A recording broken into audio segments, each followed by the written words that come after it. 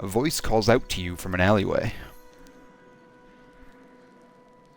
Nekataka's poorer districts host more dark than light. The streets and alleys, the only housing many Hawana know. As you pass by one of these alleys, a voice calls out. You turn to see a hand fold out from the darkness. The pale bomb balances a figurine, more silhouette than statue in the dim light. And when you try to get a clearer look, the fingers fold back up. Magic, the voice says. It summons beasts to harry your enemies. Will save you in a pinch in a city as dangerous as this. Surely your life's worth a few silver. Torchlight glints from the man's teeth. You want, you follow. The figure withdraws into the darkness. Though you only caught a glimpse of it, you know that the figurine is no mere trinket. There is untapped power within its form. Within the alley, a torch ignites, revealing a tunnel entrance. You pass through the archway. On the other side, a group of principi hold torches and blades. Bodies stuff the corners, eyes dry in the flickering flames. Some with their hands bound, others face down in the grime. Strangely facile, isn't it? Which means easy. The pirate draws his weapon. Set out a little cheese and these foreign rats come tick-tick-tick, chittering in. Yeah, you can handle that figurine now. The Principi's leader stares at you blankly before taking a step back. His crew glances around, a few reaching for their weapons. The pirate smirks. Nay, I think not. He raises his weapon. Ah, yeah, the puzzle perspective game. Yeah, it's like, what is it? There's like chess symbols, and you have to figure out, like, how to line them up properly depending on the distance, and the room, like, twists, and... You beat that? Because I got sick and tired of it. I didn't get... Oh, jeez. Wow, they started off wrecking him. I think I rage quit. Yeah, that is the one. Yeah, nice. I rage quit that one about, like, maybe 15 minutes in, so good for you. Let's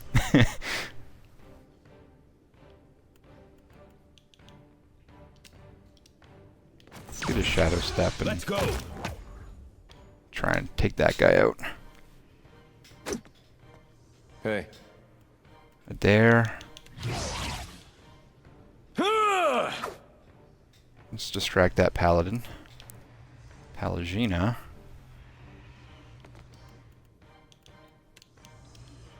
I want you to hit all three of these people if possible. I don't know if it'll be possible. Yeah. Aloth, please, for the love of God, heal yourself. And then since they're all... Yeah, you can just do that. Yeah. You won't be interrupted. Shouldn't be. And again, they're paralyzed, so maybe if you go... like, yeah. I don't think you'll be able to hit all three of them, but we can try.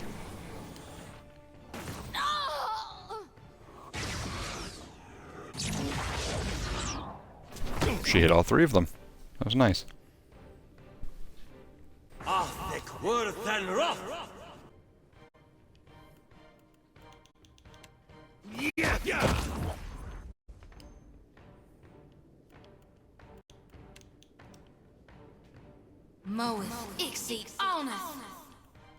Palagina. Do it again.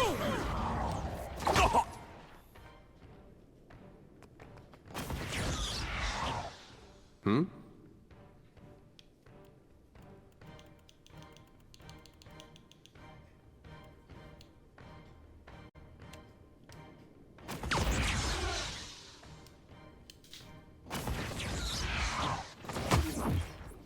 Ooh.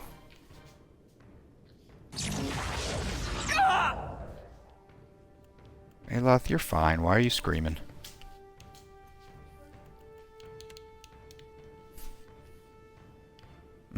You can't move.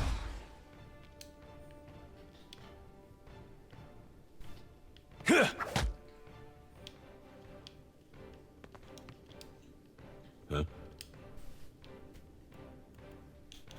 Mm-hmm.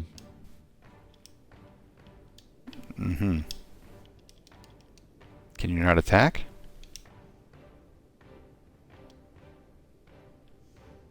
Shadowing Beyond. What does that do?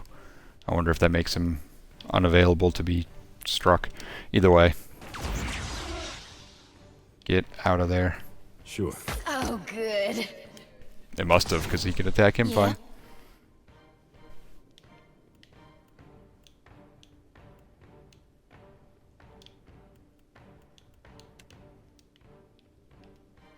That's not going to kill him.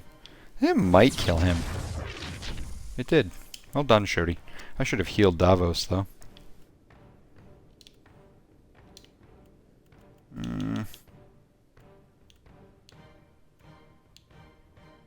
What I can do is have her go and start punching that guy.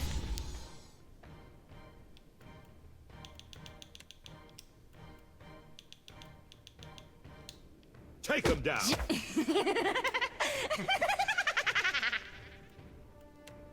Love, this is futile.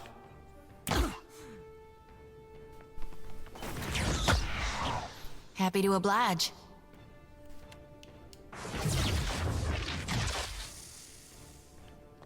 Nice, Shody.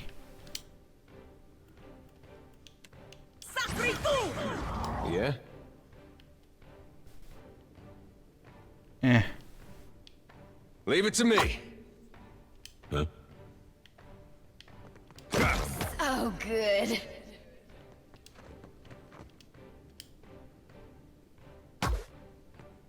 Happy to oblige. Shody, I would rather have you do this to him.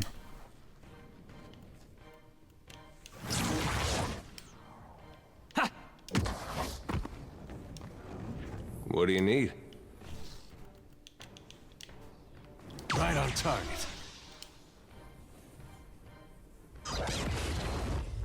Yeah, this guy will be dead soon. Oh, that's the stuff. Dead almost immediately. Battered dog figurine. Summon Gravehound. The small hound is whittled from cedar. The craftsmanship, while admirable, is hardly that of a professional artisan, and the figurine is in rough repair. It has the smell of a graveyard about it. Perhaps it was buried at some point. There we go. Let's continue our travels to the Sacred Stair.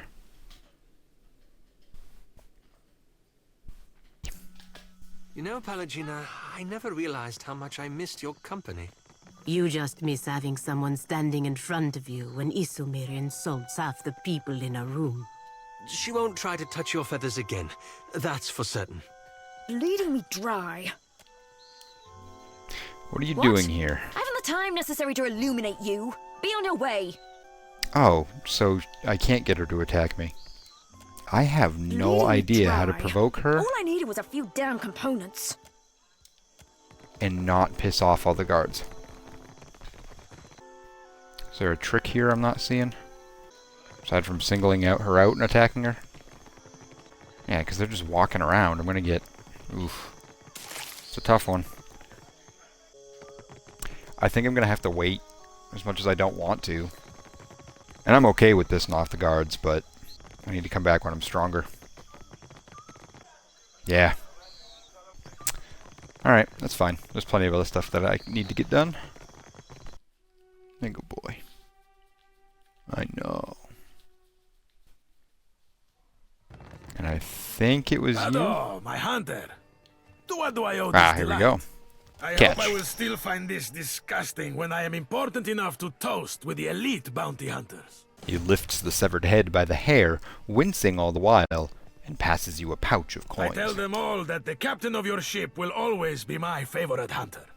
What else do you got? A sea troll has been making a name for himself raiding fishing villages with his minions. They call him Tahe. That's thief to the locals. I hear the Huana hate few things more than a food stealer. Warriors fan out to catch the fiend, but so far they have no luck. Tahe can't have roamed far from his latest raid on an island southwest of Neketaka. I actually think I know exactly where this guy is. I remember the name. So I'll return with his head. I think he was a little too high level, which is why I didn't approach him at the time. As you ready your ship, a cloaked figure mounts the gangplank and roughly forces a burned book into your hands. They turn and depart without a word. Burned book of law.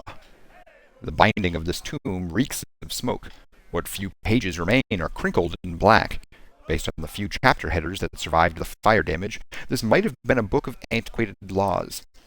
Now it's nothing more than a charred relic of You authority. crack the spine of the old book, revealing blackened pages of dense, illegible text.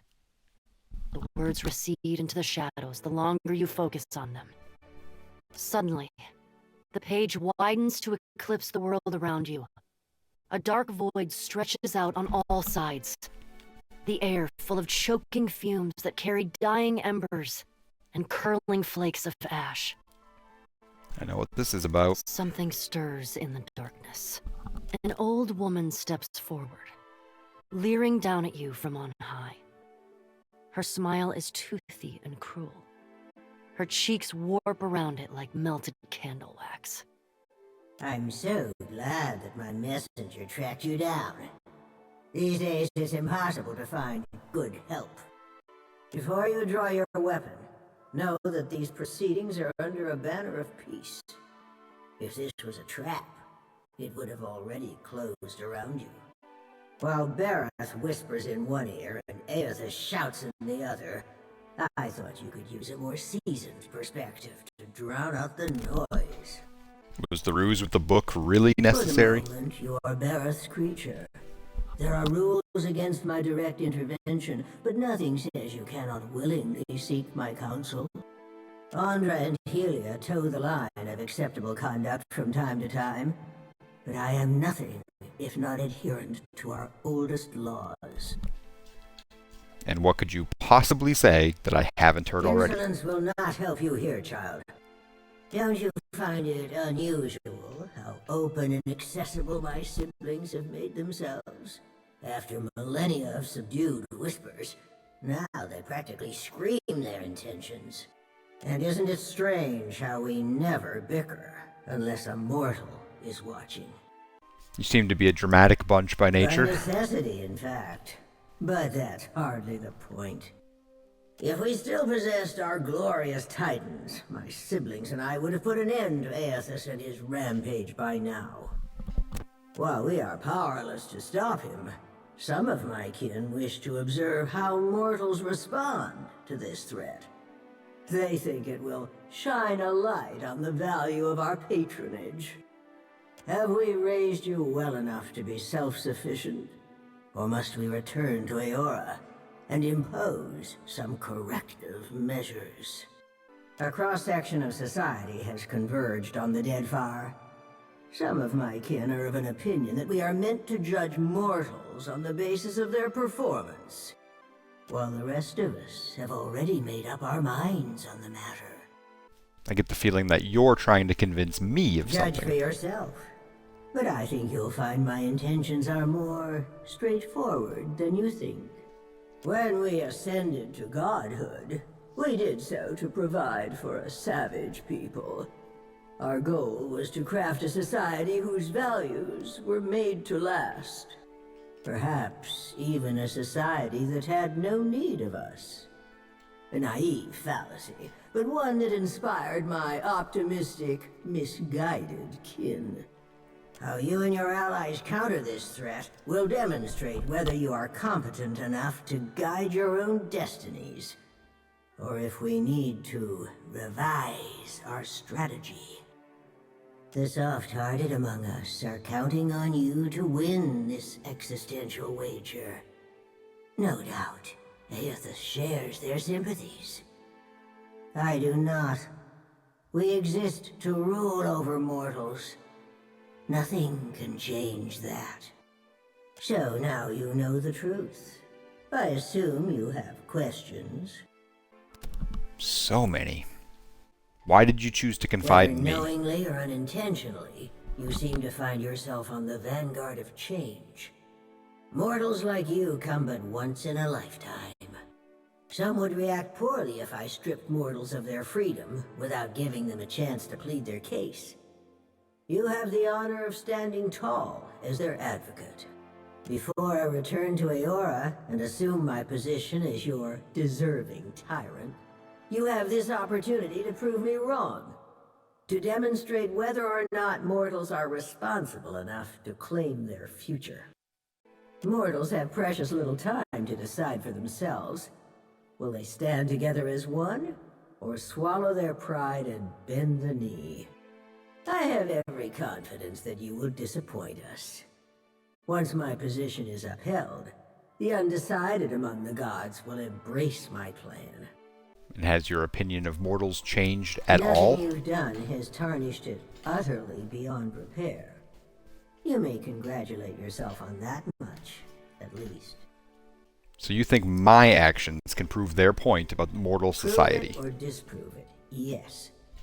I never agreed to this arrangement, but if your example demonstrates mortal ineptitude, as I trust it will, then I can make the plan serve me. An assertive minority of gods believe that your choices will prove the value of their wild optimism. As if mortal collaboration and ingenuity are endorsements of our leadership. Then there are those of us who know better, who are not so easily convinced. Kith are vulnerable, unless they submit to the destiny we chart for them. Thinking otherwise can only breed dissent and chaos. So tell me about this enlightened society you once wanted. It was an ambitious plan, our utopia. Perhaps too ambitious. We ascended to power, responding to a need inadequately satisfied. Assuming these roles gave us the authority to mold Eora over time, to influence you and lay the groundwork for a society yet to come. On the outset of the plan, some believed that mortals would outgrow us, as if that was a favorable outcome. To me, our eternal pantheon was always a critical fixture. Aethys was one of those who supported mortals, while I have always been their most vocal critic. Doesn't the social engineering plan seem kind of counterintuitive? You mean gods crafting a godless world? Naturally. My siblings desired to influence mortals and steer them in a proper direction, even if that direction led to places we could not follow. I have no intention of being left behind. Society would unravel without its queen to impose strict order. And how would you have even recognized that ideal society? A valid, self-defeating question, and one which I posed often. We assumed that they, whoever they were, would reveal themselves to us. Rational government would rule in our stead, leaving churches vacant. Thanks to Aethys, we're pulling the dough from the oven before it's had a chance to fully rise. You unfortunate bastards never had the chance to prove me wrong. Back to my other questions. Much already. Only ask if you are ready for the truth. Well, I do want to talk about the wheel and your rise to godhood. The wheel is our shared responsibility, and each of us serves it in our own fashion. I am the axle upon which the gods balance their power. Aethys keeps the wheel in motion. He was our promise to mortals that time and labor would yield a deserving reward on the next turning of the cycle. I guess how did the Engwithans At the become height gods? of our power, we recognized the potential of the soul. We knew that it could be bound, split apart, diverted like a river, and hammered together. Hammering was trivial. Those of us who agreed with the Apotheosis Project, and many who did not, submitted to a violent and horrible erasure of our individuality. After the dust settled, we adopted the forms of beings from Eora's most prevalent myths. There were other faiths and legends, but we labored to strike their names from history. We'll speak Yes, again. I think we will. This is not the end of our discussion. You know how to find your way back to this place. Wotica nods stiffly. You feel her presence drift as a breeze, rustling as it goes. Well, that was unexpected. Alright, yeah, let's head back to Port Mage. I haven't done that in a minute.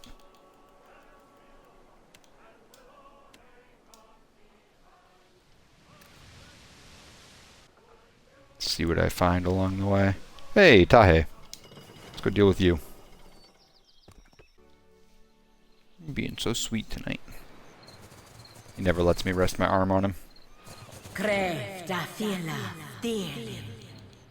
Oh, just 2? Come on, guy. This'll be nothing. Oh, yeah. Okay. It's gonna be a joke. Yep.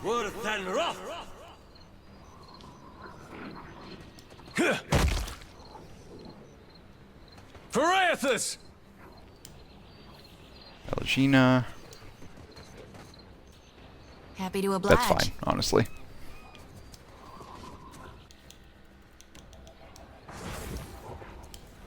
There's a walloping!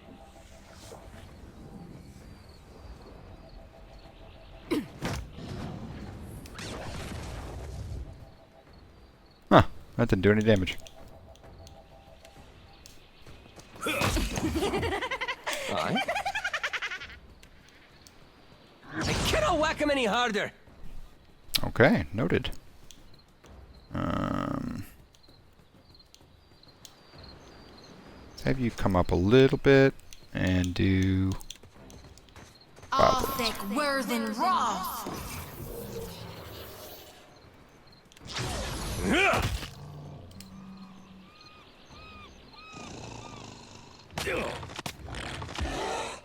Huh?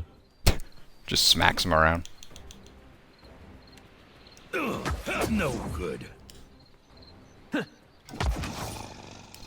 Alright, at least your main attack does a little bit. Lavaru be on seek. You would. Hey, that wasn't half bad.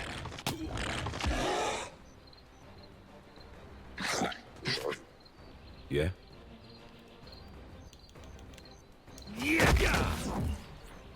Oh? Thank you, Aloth. Yeah. Get threshed. Let's just make this as quick as possible. Just go Hey, punch it. whose side are you on? And then Davos, Let's finish go. it off. Armor rating against spells and Martyr's Memories. Caster becomes petrified and untargetable. Interesting. A small phial clasped to the end of this necklace is purported to contain the tears shed by the martyr Saint Macawo at the moment of his death. Oh, that was silly. Oh, there's one.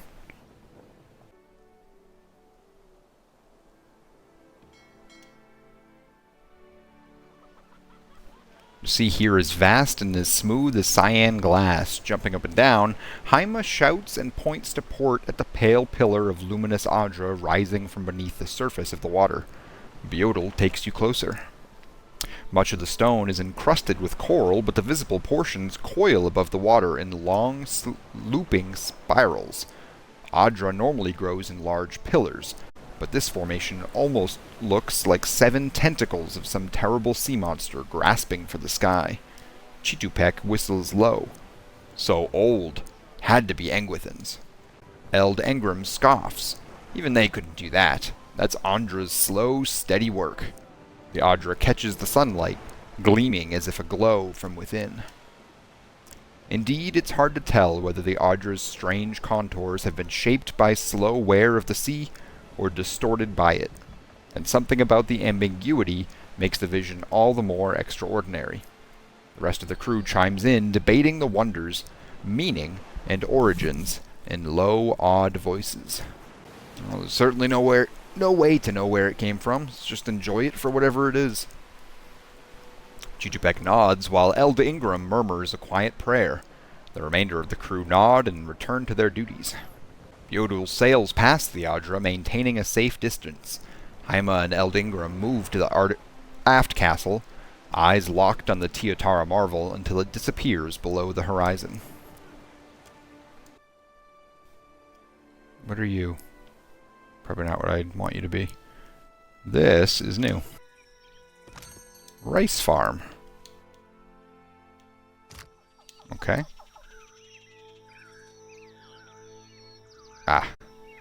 Oh, I could spend hours just exploring this ocean.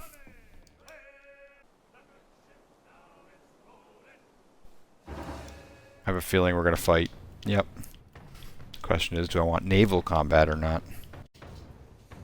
Easy with those claws. Yeah. I see. I see you.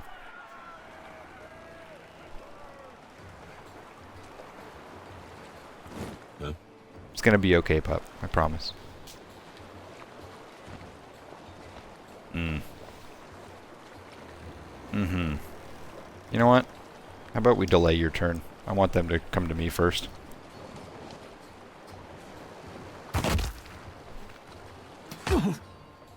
Rude.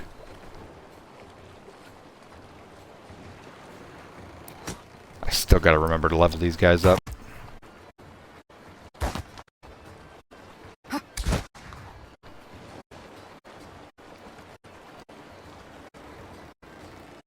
Alright, Aloth.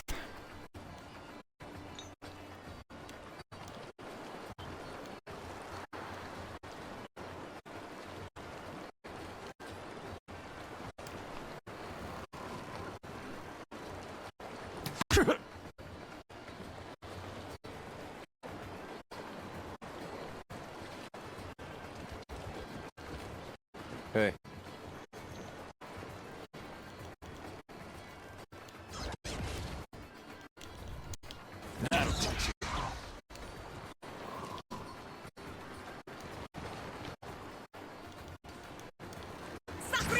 What can I do you for? Oh yeah.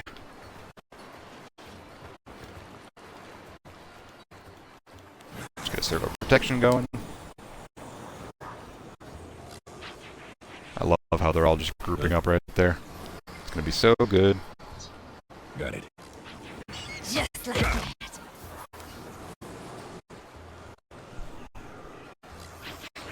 Rice with pork lemon leaf soup, a piece of fried pork, and one Chinese sausage. Oh, Chinese sausage sounds so good right now. I have hot dogs. It's not the same. Not even close to the same. Hi. Would be delicious though. Oh man. They'll fall by my hand. This is futile! Well, when you're doing 9 damage, yeah. Not happening. Kinda silly. Okay, you know what? How about you pull out your guns? There we go. Yeah. What do you need? Did I? No. Piraeus!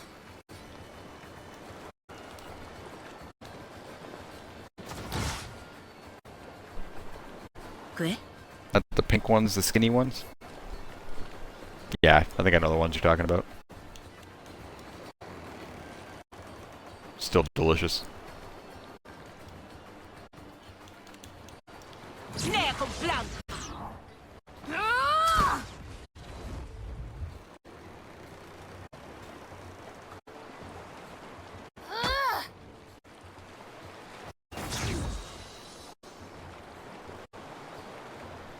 Just everyone's paralyzed. Ain't no one doing nothing. Alright, Davos. Nope. Sure. What do you mean, no? The whole point of you pulling out your guns was so that you could... Is that a stand? No, it's a free action.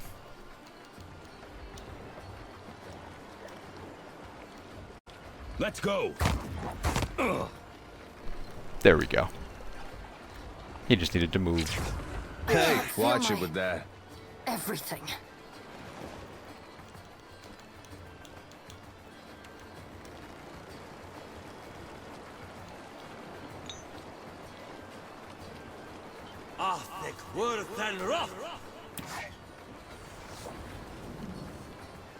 Shody, anyone you can finish off? Couple people.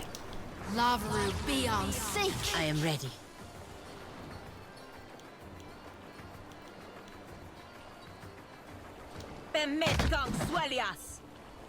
Nice, Pallegina.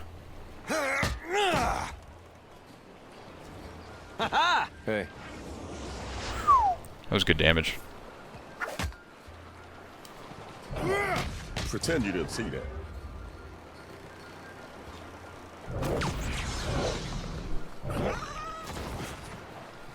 Oh?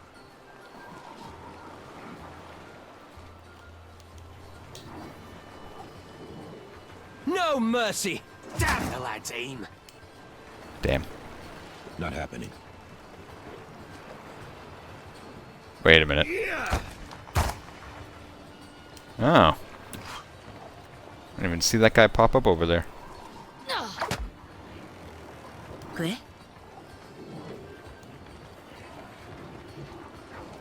Excellent.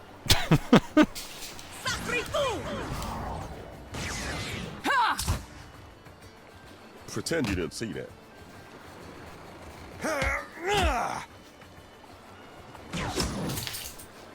Yeah?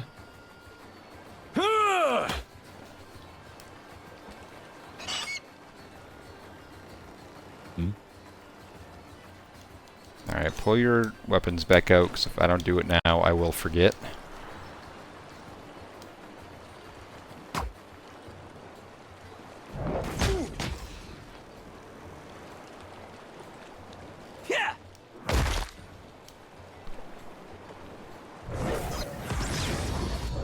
Quoi?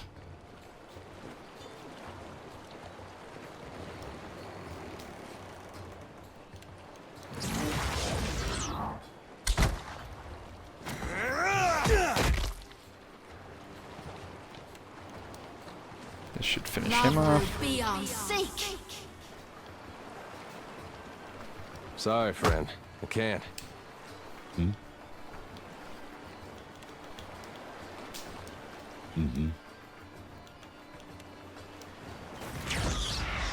Let's get behind him. Oh, good. There we go. Well done, Steely boy. Well done. Thanks for the help.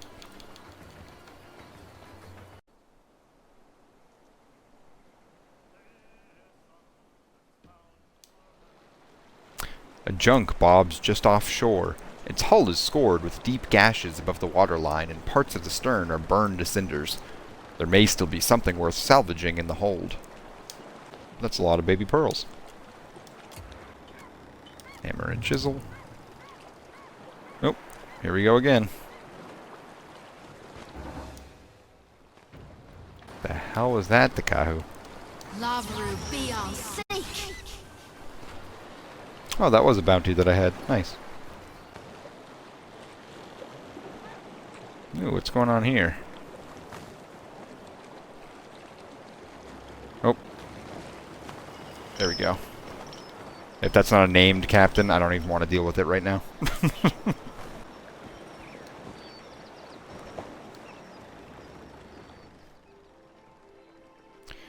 Ahead of you lie the ruins of an ancient complex. As you near the tumble-down stone entrance, you notice several curious drawings scrawled across the stone in flaking brown paint. You bend down to get a better look, and discover that the drawings depict violent images of decapitations, dismemberings, hangings, and sundry other terrors. Light from the distant torches flickers on the ruined walls. Unintelligible words float to you on a breeze that reeks of carrion and the metallic tang of blood. Watcher, I was wondering if I could run something by you. What's on your mind, Shody? Well, to put it simply, you are. Oh boy. I've tried, but I can't get you out of my thoughts and dreams. I think I know where this is going. You do? I hope that's a good sign then. Or at least tops the usual omens I get. Shody, you have hit on every single Forgive thing my that we've... audacity.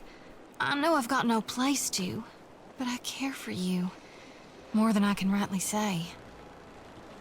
Fingers trembling, she wipes her damp palms on her tunic. I was wondering if you might return the sentiment. Honestly, I thought you were interested in Adair, or Aloth, or Constantine. I thought I was too at first, but somewhere along the way, Well, I realized he wasn't the one making my heart stutter. I don't look up to him like I do you. She wets her lips. And he sure doesn't make me sweat like you do. Sorry, Shody. Oh, yeah, all right then.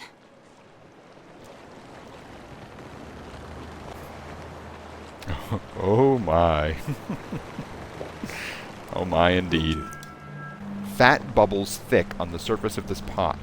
The rising steam smells sweetly of meat.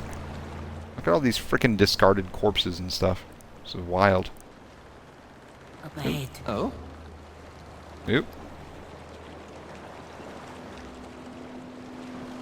I'm not sure what is happening.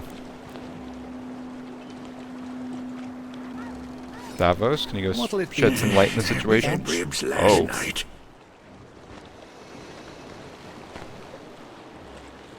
Okay. Davos, you want to back it up a little bit? Thank you.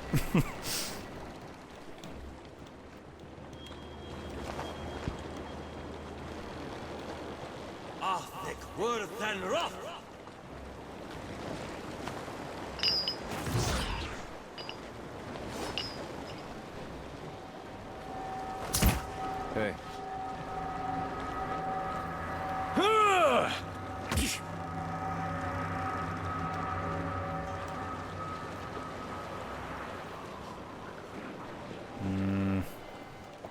What do you got going on? You You should be using that.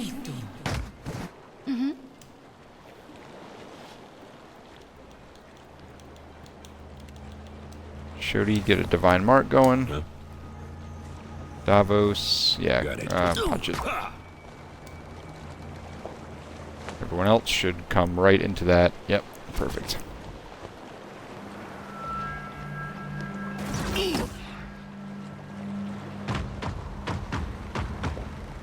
Oh gosh, Oh?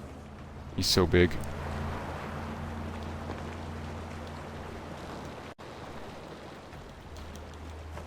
Is this the one that... Yes. Let's interrupt you. Nice, Shody.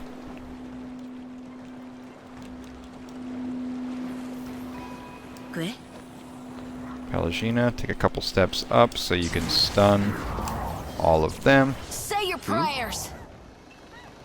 There. Leave it to me. Most of them are going to be paralyzed.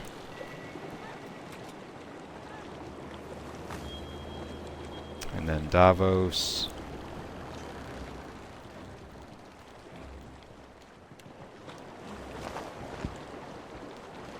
Ah.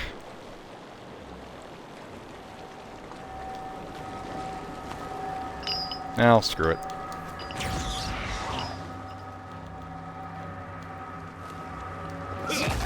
That's the stuff. No! Aloth.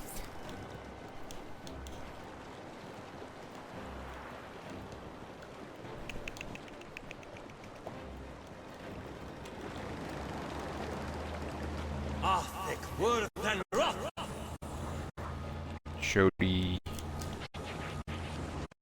Lava beyond sin.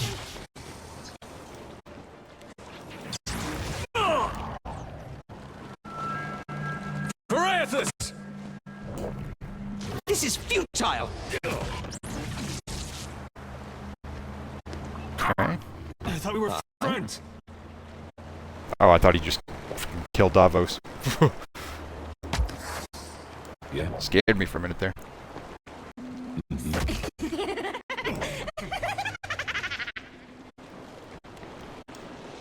Lava beyond sin. Pelagina. I thought we were friends.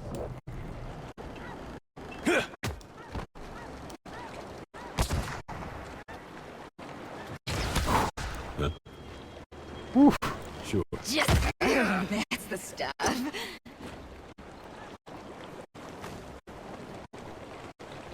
Here we go. You good, Davos? Oh, man. I played it real close right there. Angfor's Journal. I have found this water-stained notebook at the bottom of my satchel, and now, having no use for it, I must record my thoughts, or I fear I will go mad in the solitary confinement of my own head. Months have passed, and still we are stranded on this cursed island.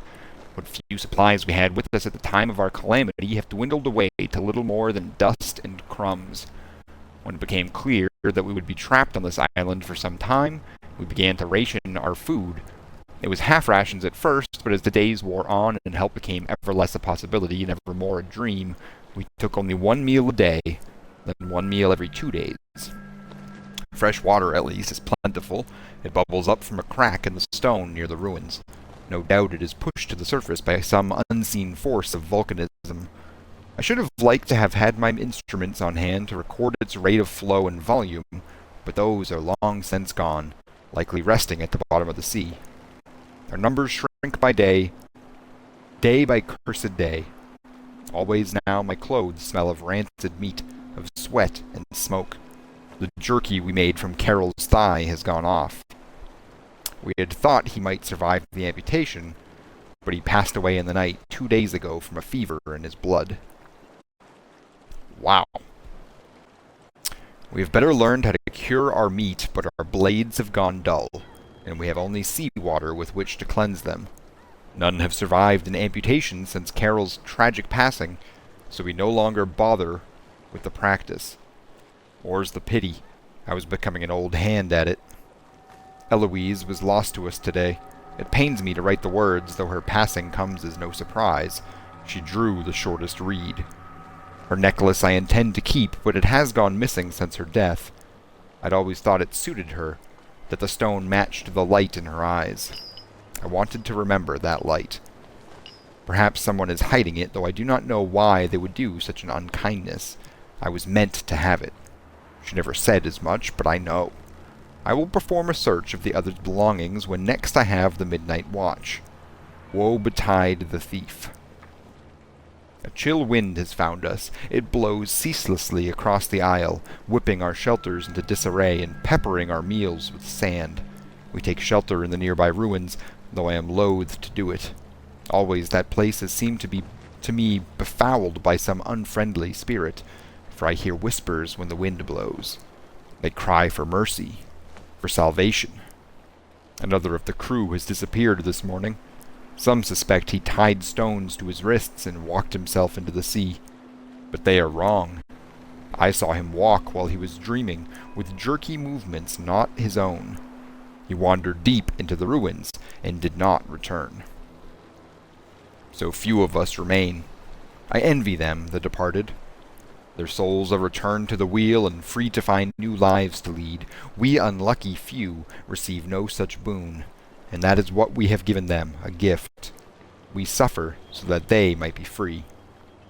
Our lender says we might fashion a raft large enough to escape this place. He is mad. We belong to this isle now, as it belongs to us. Wild. That was a wild story. Kith meat. Wow. Absolutely wild. Forbidden flesh pie. Heavily seasoned kith meat ground and baked into a greasy crust.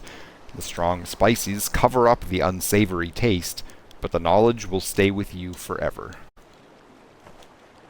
Unfrickin' real. Kith are people.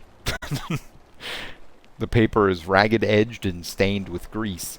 Notes in a barely legible hand detail the preparation of a dish from the cook's childhood, called sweet-tongue terrine, but substituted with meat of an unusual provenance. At the bottom, someone has scrawled, "Make for Ialina in June when I get back home." Just gonna take that with you, are you? Yordu red-handed? You find a middle-aged dwarf tied to a post, a pile of bloody refuse scattered at his feet. His beard is a matted mess, and his face is streaked with dirt. Despite his haggard state, he twists against his bonds when you approach. You're just in time. Another moment more and I would have been dinner. What happened here? It's a right sorry tale, I'm afraid to say. Our ship, a beautiful ship she was too, ran aground in a storm. Waves so high we couldn't see a damn thing, you understand? Come to discover this here island's about as barren as an ancient lecher's bed. Not a scrap of nothing edible on it. And none of us were especially keen to take our turn about a wheel, so... He trails off, unable to meet your As the eye. months wore on and no one came looking for us, we started running low on crew and, victuals. I think what few of us were left here at the end might have gone a little nutty. You think? Who are you? Jordan, red-handed of the Impostors Lament. Well, formerly of the Impostors Lament. He laughs a little too loudly. Something of a lifelong deckhand I am. Picked up cooking in the last few months, too. Meat's my speciality. On account of the, well, you know, the business here. With the cannibalism. We got it, dude. Let's untie him. My wrists thank you mightily. He takes a moment to flex and bend his hands, working the circulation back into them. His lips twist into a grimace when he runs his fingers over the deep bruises the ropes left. You got a ship? Couldn't get here without one, right? You by chance have any spots open for an old dwarf like me? I might not look it, but I'm a deft hand with the rigging. Can even cook some. Do I want a cannibal on my crew? I don't want to leave him here. So, yeah. I know it wasn't his first choice, necessarily. I owe you one, Captain. A death like this, I'm not sure I'll ever be able to repay you. You like stew? I got a great recipe. Flavor's real different, like nothing you ever tasted. I'll make it for you. You know, in thanks. That's quite all right. You just hang out. Don't touch anything or anyone. He gives you a quick wink and a nod before heading back to the ship. Dear God. Yeah, I'm being kind. I just, I feel bad for all of these people here. Can't stomach your own stomach. Nope. Can't say I've ever had a desire to eat human flesh. Ooh, I can name the island. Yeah, I can name the island. Oh my God.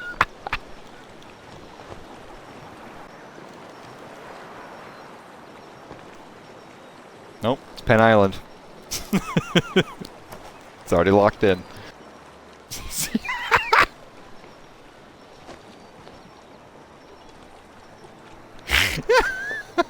My God. What have you done? A light fog curls about your ankles. Breathless, whispering voices call to you from the darkness. They cry in half-uttered sentences, in moans, gurgles, screams. What few words you can make out among the chorus beg for mercy, for an end to their pain. Wisps wind around your torso and cling to your skin. The cries become shouts, and the chorus screams. The fog thickens until you see nothing but its swirling, ghostly shape. Dark forms appear in the fog. They encircle you one moment, and disappear the next. Yeah, Shodi, can you, lend a hand here? I think it's time for you lost lot to find the light. This way, now! That's right. The dense fog swirls into Shodi's lantern. You hear the faint tink of metal striking the ground. You bend down to examine it and discover a small necklace. Ah, there we go. The stone at its center sparkles with the red of a fire's dancing flame. Unhindered by the fog, you are now free to continue exploring the island. May it be a reminder that this is where you found the flesh eaters. Oh my God.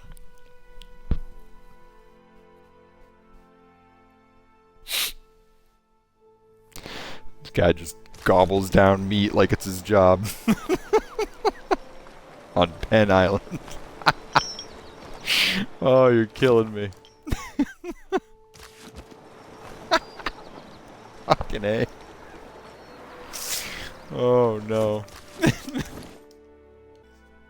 Crafted from silver and inlaid with a bloodstone, this necklace bears a short inscription in Adiran, identifying the owner, the former first mate of the impostor's lament. Within its compartment rests a curled lock of light brown hair. Spiritual essence infuses the pendant, lending both it and its wearer an otherworldly air. Oh. Yeah. A junk bobs just offshore. Its hull is scored with deep gashes above the waterline, and parts of the stern are burned to cinders. They had rice. They still had rice. Well. There it is. Insanity. Alright, can I hit the edge? Apparently I can hit the edge of the map. Oh. Alright, don't go mess with those people yet. There's nothing else for it. It's just a huge, huge game.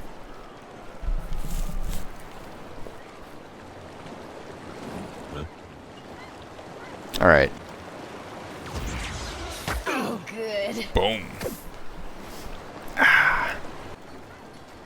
Alright. Doesn't look like there's anything too special. Okay. Oh yeah. Oh yeah, the Steely man. He's so happy. He's getting those belly rubs. The goodest boy. The goodest boy. He's so proud. Oh, Dad, look at my bone. Look what I got. I'm so proud of it. Yeah. I know. I know. For all of our lurkers who is wondering what the hell just happened, you can use the channel rewards to buy belly rubs and Treatos for the goodest boy over here. I'll take a minute break and give all my attention to this dog for a little bit. Ah. Yep, I haven't explored all of that yet. For good reason. Another really high level area.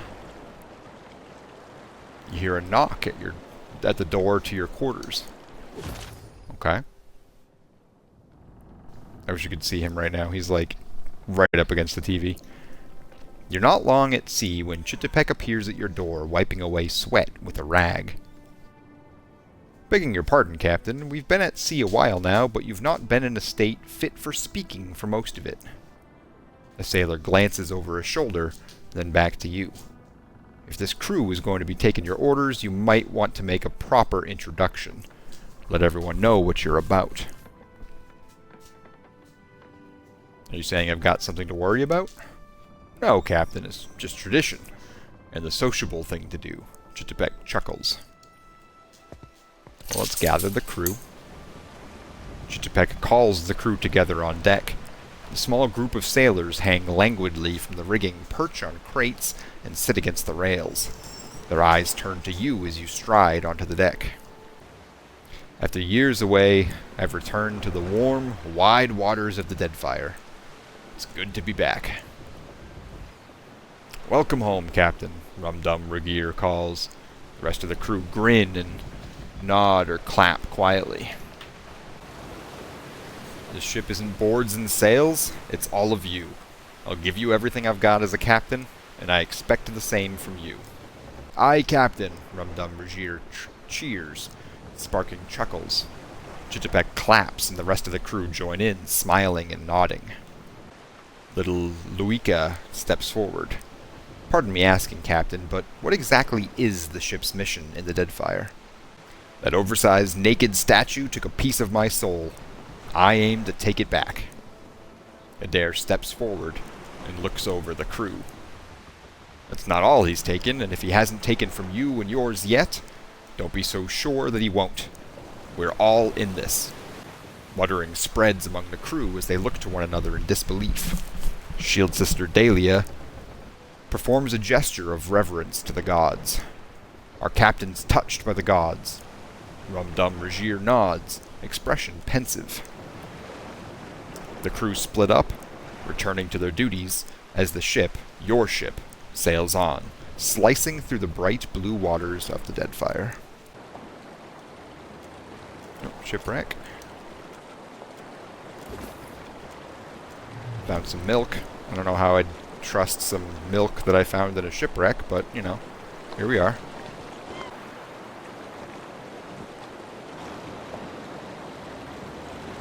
That's dunnage, right? Oh, actually, you know what? I'm gonna pop in a dunnage. I think it was Radiant Court. Watcher, if you have a moment, I'd like to tell you something. They're also talkative. I appreciate that you have been helping me. Helping the Republics. I know that you have an important purpose in the Deadfire. And that purpose is not the same as ours. Still, I hope you can see the potential the Republics have to do good here. There's potential, yes, but the situation is complicated. Quite. But I trust you will continue to support us in the future. She smiles and nods faintly to you, but a whisper of suspicion twitches into the corner of her mouth. The gods I have never welcome done your right by return. me. Lord Admiral Imp is dead. The puffed up little charlatan is gone for good. Well done. But halfway is half done, my friend. There are 2 more members of the Firebrand's old crew that need your special attention. To be fair, I got very sidetracked in Nekataka for a while there, so it's been a while since we've seen him floating around. Finally, the lady falls. You already have my gratitude. Now take my coin. There's just That was a lot of money one for her. crew member left now.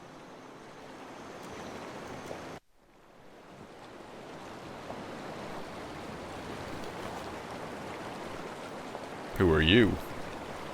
Trade ship. Okay. I'll leave you alone. Jeez. Another high-level bounty.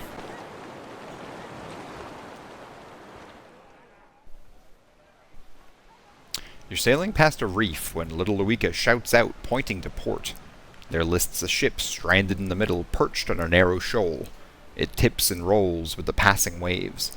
Hanging from its mast is a blue flag showing an image of a crescent moon sinking beneath the waves. Your crew gathers around, murmuring in low, excited voices. Haima rushes to the railing. Captain, that's a gift-bearer ship. No telling what sort of treasures it's got. Eld Ingram snorts. Gift-bearers carry sentimental junk, worthless stuff. No. That's a smuggler's ship. It's a classic disguise. Beodel spits into the water.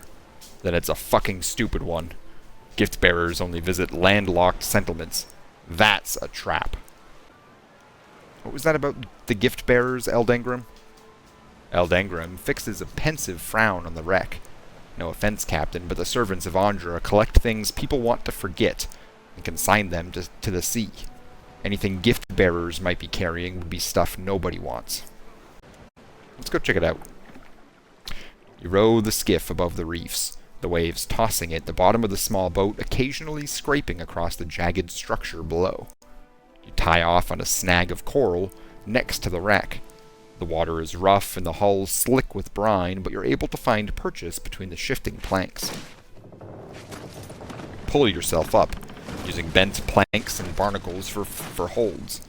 You've almost reached the main deck when a wave slams against the ship. You hear a crash from somewhere below as the vessel rocks.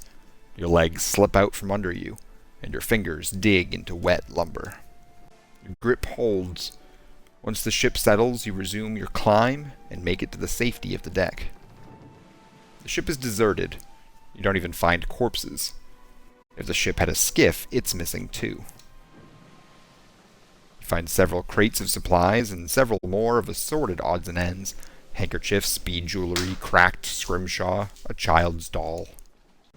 You think back to Eld Ingram's comments and wonder if this might have been a smuggler's vessel after all. You slide a crate of junk aside and find a trapdoor underneath.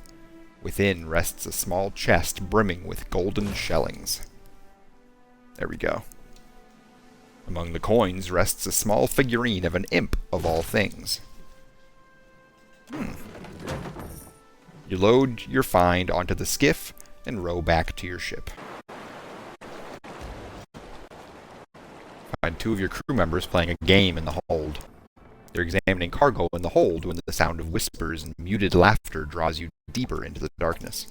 You peer around a crate just as a dagger whips by, embedding itself in a crate behind you. Helia's feathered tits.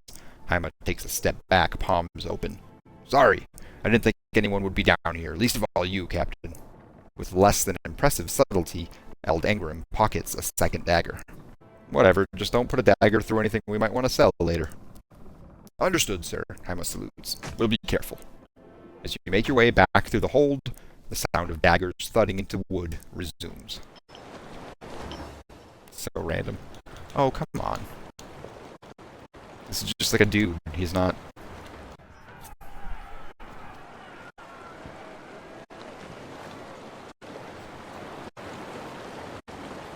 Yeah.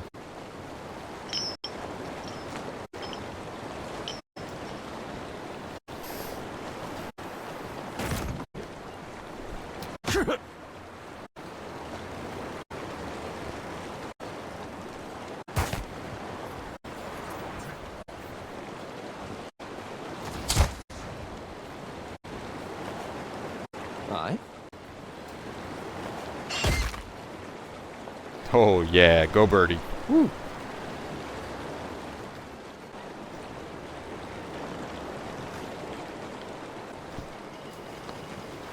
Oathbinder's Sanctum. What is that about? After hours spent wandering through the desert, you stumble into a lush oasis nestled against the base of a massive pyramid. You search for an entrance and finally spy one at the very top of a long staircase.